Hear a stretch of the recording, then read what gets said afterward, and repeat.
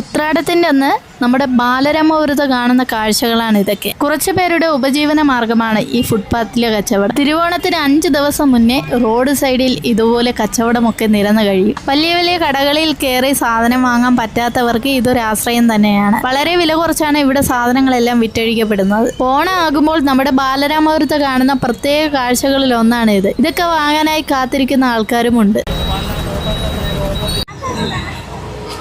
ഇതാണ് നമ്മുടെ ഉത്രാടപ്പാച്ചിൽ ബാലരാമപുരത്തെ ബഹളം എന്നൊക്കെ പറയുന്നത്. ഏകദേശം കുറച്ച് തിരക്കൊക്കെ കുറഞ്ഞിട്ടുണ്ട്. അപ്പം ബാക്കിയുള്ള കാഴ്ചകളിലോട്ട് പോവാം. വാ.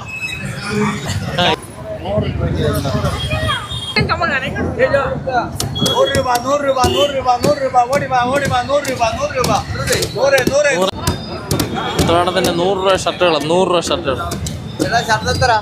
100.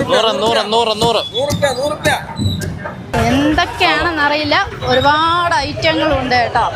100.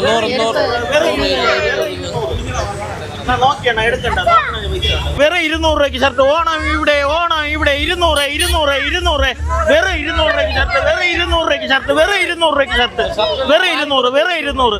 ഉത്രാടത്തിന്റെ തലേന്ന് ഇവിടുത്തെ കച്ചവട രീതിയൊക്കെ ഇങ്ങനെയാണ്. കാണാൻ ഒരു പ്രത്യേക വൈബ് തന്നെയാണ്. അതുമാത്രമല്ല, ബാലരാമപുരത്തെ ബ്ലോക്ക് എല്ലാവർക്കും അറിയാവുന്ന ഒന്നാണല്ലോ. ഈ തിരക്കൊക്കെ നിയന്ത്രിക്കാൻ നിൽക്കുന്ന പോലീസ് ഉദ്യോഗസ്ഥർക്ക് ഒരു ബിഗ് സല്യൂട്ട് തന്നെ കൊടുക്കണം. ഉത്രാടത്തിന്റെ തലേ ദിവസം ഈ നിയമപാലകർക്ക് നിന്ന് തിരിയാൻ പോലും സമയം കാണില്ല. യാതൊരു അപകടവും കൂടാതെ വളരെ ആത്മാർത്ഥമായിട്ടാണ് ട്രാഫിക് കൺട്രോൾ ചെയ്തിരുന്നത്.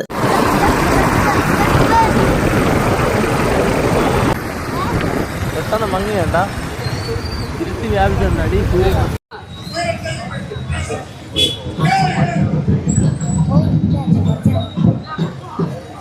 അങ്ങോട്ട് പോവാ.